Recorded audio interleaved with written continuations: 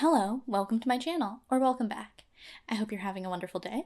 I have a message for someone who's understanding their heartbreak was for a higher good, and this is because you're understanding that it's a sort of ritual process that many people have gone through that is led to some sort of ascension in a spiritual manner, and also that it is teaching you more lessons on the conscious level that were important or essential for you to know for your life's purpose, whatever that may be.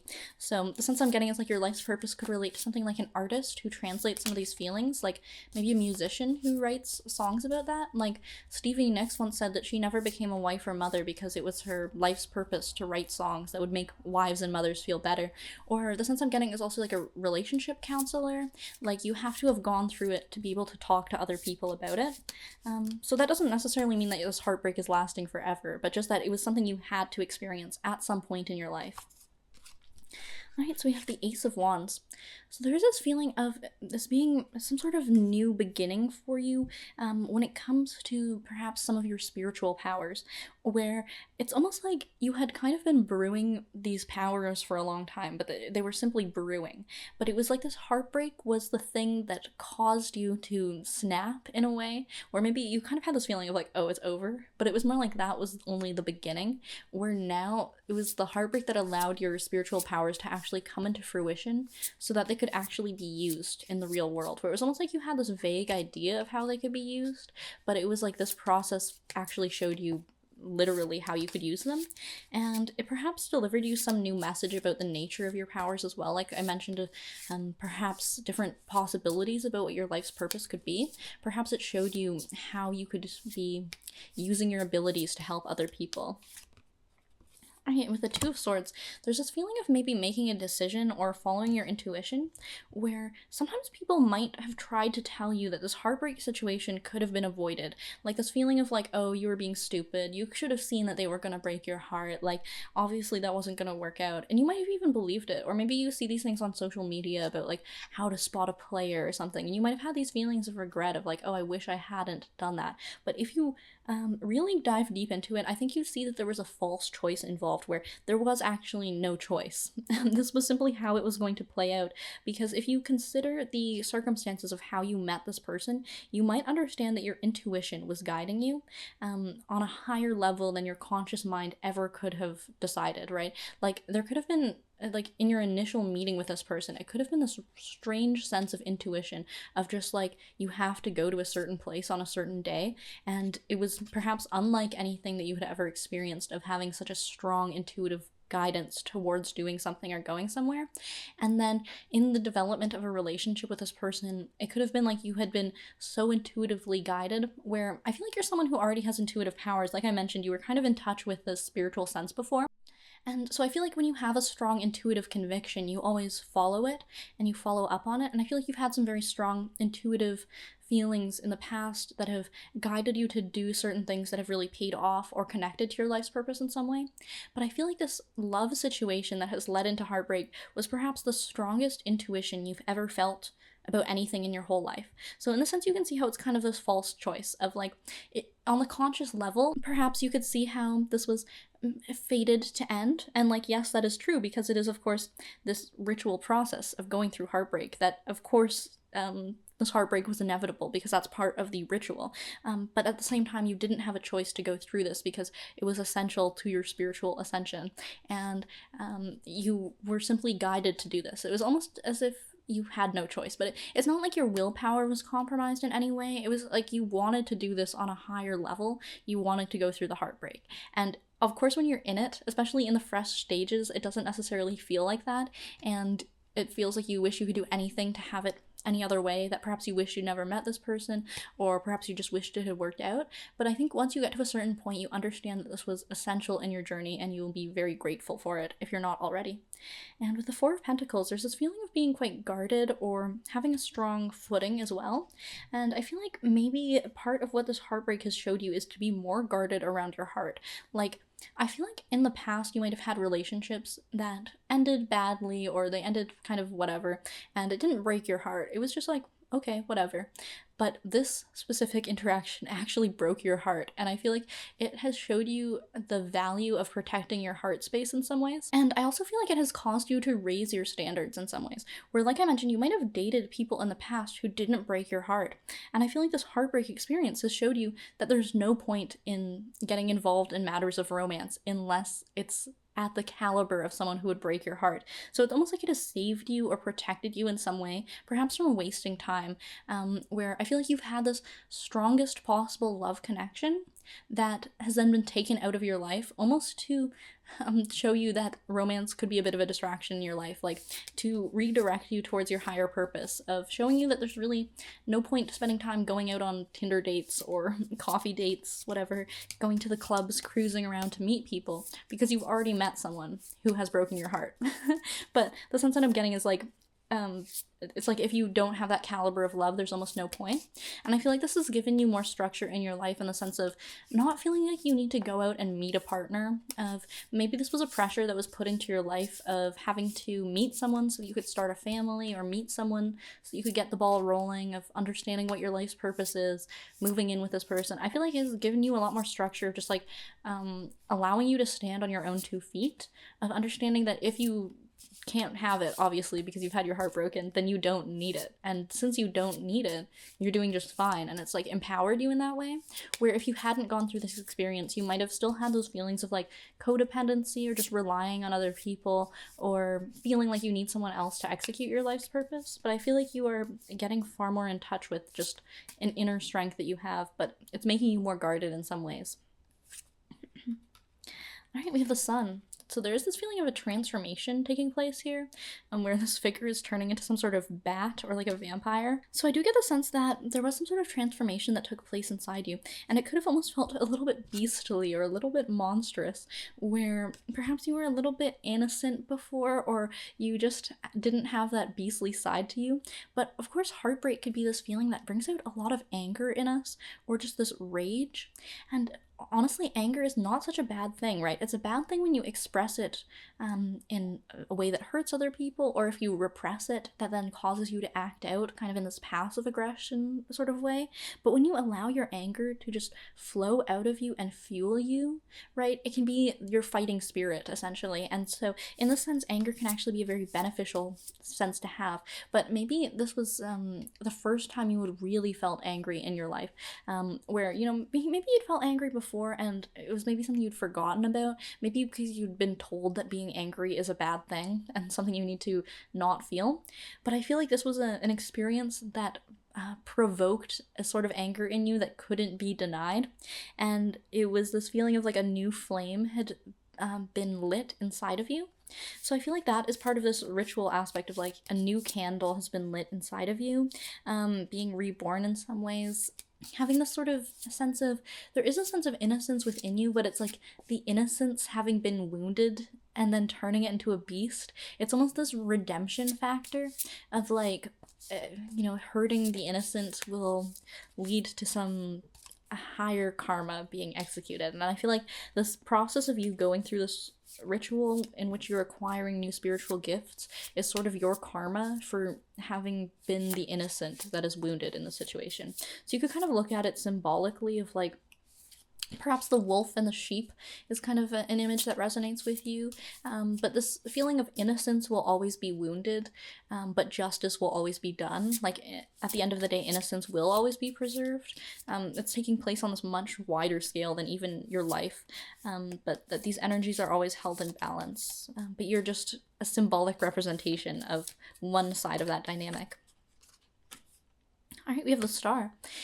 This is a card that represents wish fulfillment and this feeling that your wishes will be granted in time. So if true love is something that you have wished for, again, this is in relation to your karma, that true love will be granted to you, but it is important that you play out this karma or this ritual in a way that will allow for this. So like I mentioned, it's the maintenance of your innocent spirit that is allowing you to have the best possible outcome of this karma, where if you get your heart broken, but then you become possessed by this anger and taking it out on the other person, where this could relate to a stronger sense of ego identification of like, you hurt me, so I hate you. And then, getting into this thing of like, all men are players, or like, perhaps even like getting into race. Sometimes like people claim they're not racist, but they'll say like, all Arab men are players, all Asian men are players. And it's like, this is ego identification in the purest sense, right? But when you choose to opt out of that way of thinking and instead go to the side of the innocence of like, I have compassion for this person. This is a wounded person. They acted this way because they were wounded, not necessarily because it was personal. It's not like they wanted to hurt me, but there was just a sense of that being their karma as well.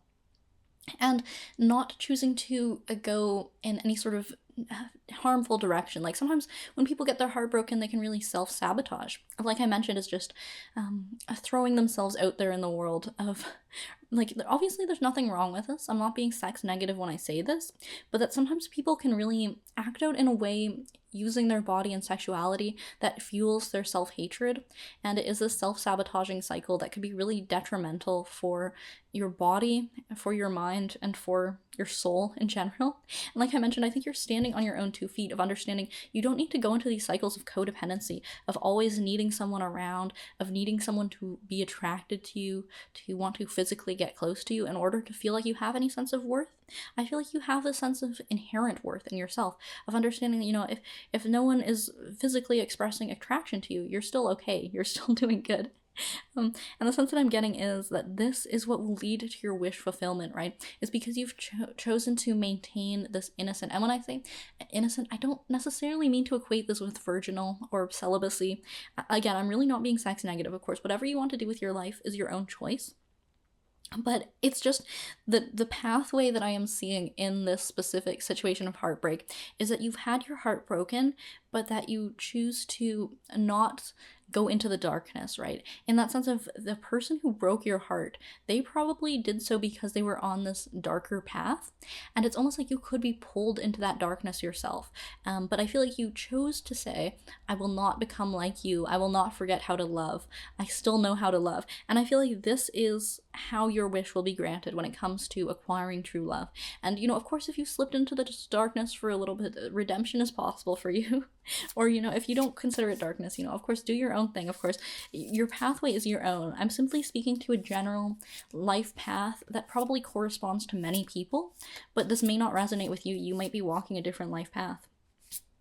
But in this pathway, the sense I'm getting is this new self that is reborn into a new way of being with this with the sun going into the star card, and with these new powers that have been acquired through this process that are then leading to wish fulfillment on a higher level beyond your wildest dreams, where I feel like this heartbreak was almost like something you had wished for, like this relationship with this person who broke your heart had been something you wished for. But it was kind of showing you that this is only like 1% of the wishes that could be fulfilled in your life.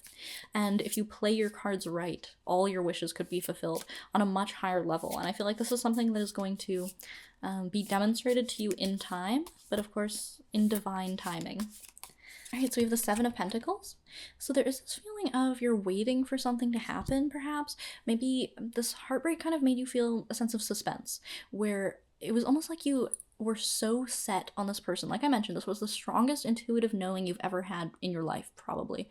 That you were so set on this person that it was almost like you were waiting for them to come back. Like, I'm getting the Leve song from the start where she says, oh, how I wish you'll wake up one day, run to me, confess your love, right? This is the kind of sense I'm getting, is like you were kind of waiting for that to happen, of like, when's the ball gonna drop? Like you knew that this person reciprocated your feelings on some level, so when are they gonna come back and you can get your life started, get the ball rolling together? But I think you're starting to understand that this was like a little bit of a false expectation that you might have had, where it's like you can't wait for the grapes to grow, right? Like you need to go off and do something else while the grapes are growing. Like, yes, true love will come back to you, or it will come to you in the end, but you can't sit there waiting for it. Or again, this is like, you're not fulfilling the karma. Like this is part of the process, this ritual that I'm speaking about, or this life path that will lead to the resolution of this karma, is that you have to go off and do something.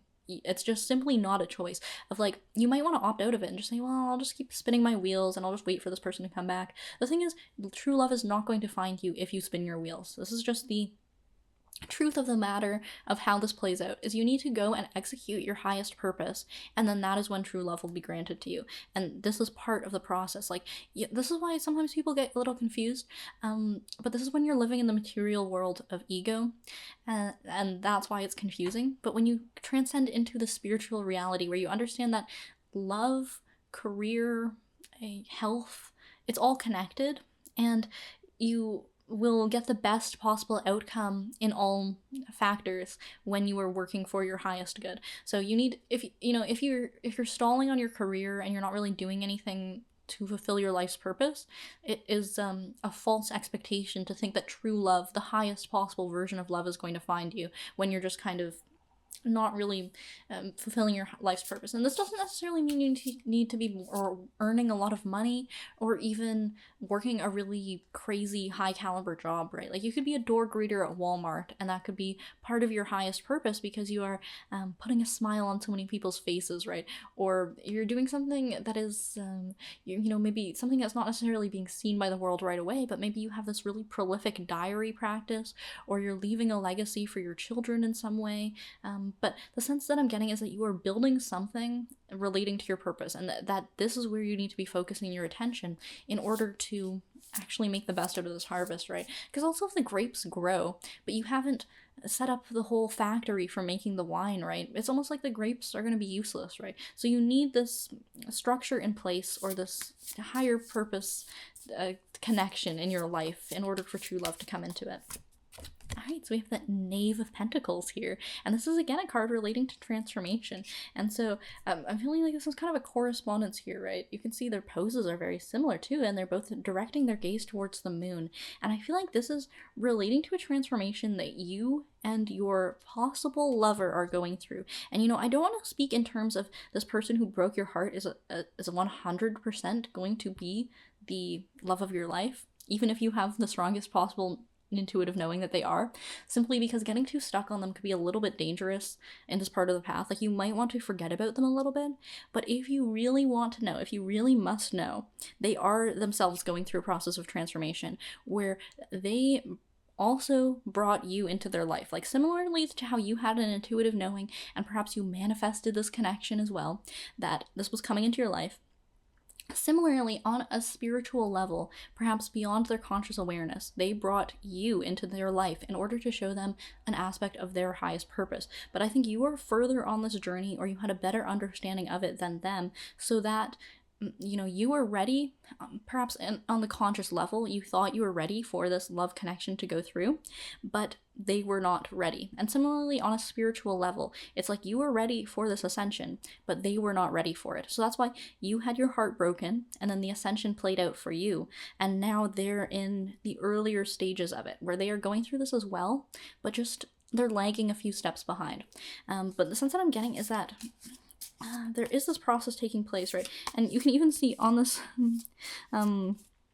card, there's like all these magical sigils, and it's almost like being summoned, right? This feeling of having summoned this person into your life, or having summoned each other. And it was like your meeting was fated. This was 100% fated through your karma. And when I say karma, I'm not talking about karmic connection in this twin flame new agey sense. I'm talking about the Buddhist sense, the karmas. Okay.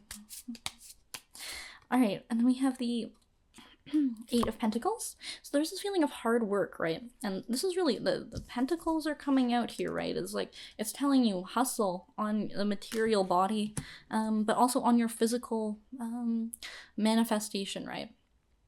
The way you show up in the world is of the utmost importance right now. And I think the way that you're showing up, or the way you're meant to show up at this current period of your life, is to be working. And when I say working, I don't just mean like clocking in 9 to 5 or producing a lot of material, but it's like the work is 24/7, if you know what I mean. It's like you're always on, you're always living in the present moment, you're always making the best of every possible moment, you're always taking in as much awareness as you possibly could of various sensations and perceptions. And I feel like this is getting you to this point of having a heightened way of being in the world that corresponds to some of these powers that you're acquiring when it relates to executing your life's purpose. So it's like if you really want to make the best of your life in every possible way, you need to be making the best of every possible moment, right? What exists in the macrocosm also exists in the microcosm. So you can't expect yourself to be fulfilling your highest good in the span of your 80 years of your life or however long if you're not fulfilling your highest good within the span of every 60-minute block or of every single minute block, right? You need to always be aligned to that frequency, that vibration. You need to raise your vibration in the moment, or it's not going to raise on the higher scale, right? All right, we have the Queen of Pentacles. Ooh, another pentacle coming out. What could that mean? There's this feeling of you just need to be doing something in your material world right now where I feel like something is brewing, though. I feel like a greater project is brewing within you, or a greater execution that relates to your life's purpose of, maybe making a job for yourself, starting a business, starting some sort of project. But I feel like the sense that I'm getting is that you are a little bit guarded about this as well right now. It's like the sense I'm getting is like with this Four of Pentacles energy, and then also with her, she's looking a little bit standoffish, right? It's like it's almost like you're protecting your peace in a way, or you are a little bit mysterious in your machinations right now, where I feel like you have a very strong understanding of your life's purpose or what you're trying to do in the world that you have never expressed out loud to other people, and I think you won't for a long time. Where I feel like there's some things where maybe you thought it was maybe related to your life's purpose, or you told people this was your purpose, like, oh, I really want to do XYZ, or this is kind of my dream job, where even though it's something that is maybe close to your heart in some ways, something you do feel connected to, it's not something that you are feeling that deeply connected to on that same level as this thing that you know is your life's purpose, but that you do not wish to share with anyone until it is actually ready to be executed. Or it's like you're kind of just going to tell people by showing them. It's almost like, in the sense of this magical powers, right? You are being granted a name, right? But it is a magical name that you cannot speak to anyone, or that you will not speak to anyone, that only you know. It's kind of like your magic word. And I feel like this is how you are relating to this sense of purpose, or this destiny or calling. It's that it is this secret between you and your spiritual self, between your higher self and you, or between you and God, right? It's a top secret, okay? Occult secrets, okay? The hidden arcana business. We have the Knight of Wands. So there is this feeling of kind of being held up again right now, but also this is interesting because this knight is like death with a sickle. So there is this feeling of it's almost like something had to die before you were ready to move forward in this ritual. And I think that this would correspond to this feeling of ego death, like I've spoken about, is that you had to allow this part of yourself that was so tied down to just your literal material world of like money and house and wife or husband and this sort of thing, of kind of allowing that to fall away a little bit, and understanding that the material world is kind of a reflection of the spiritual purpose that you're executing, and that perhaps you're sacrificing yourself to some of these rituals, where like on the ego level you might be thinking, it's so unfair that I don't have true love, or like that I just want a man who will treat me good, or whatever you're thinking, right? That this is something you kind of have to let go of in order to fully give yourself to this ritual of understanding, like, you are the symbol of the heart broken in this connection, and that is just simply how it goes. All right, let's draw one more card to wrap up this feeling of heartbreak and how it is connecting you to your higher purpose. All right, we have the Page of Cups, and oh my god, this is such a creepy card, like such a grotesque little imp. And he's holding a cross, and it's the cross with a circle inside, which the gem represents, and the cross itself represents this symbol of the self. Perhaps a mandala could be interesting to you to look into, or you could look into how this connects to the story of Christ as well. Oh, this grotesque little gargoyle imp. Well, the lower half of his body is stone, and the top of half of his body is animated, as if by blood. So that's kind of the sense I'm getting, is like, there's something within you that is being animated through this process and through the sacrifice, almost, as if this heartbreak was the sacrifice, the blood that is poured onto the altar to get this process moving.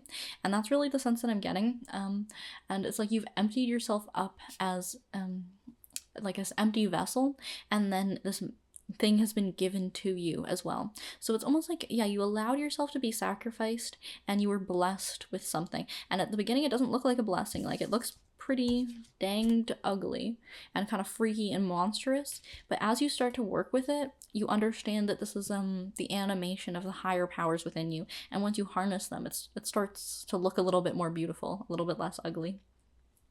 Alright, well, thank you for watching this reading. I hope you enjoyed it. If you're interested in booking a personalized reading, they will be $25 until the end of February. So if you're interested in booking one of those, please let me know by email. And as always, thank you so much for watching, and I hope to see you in the next video.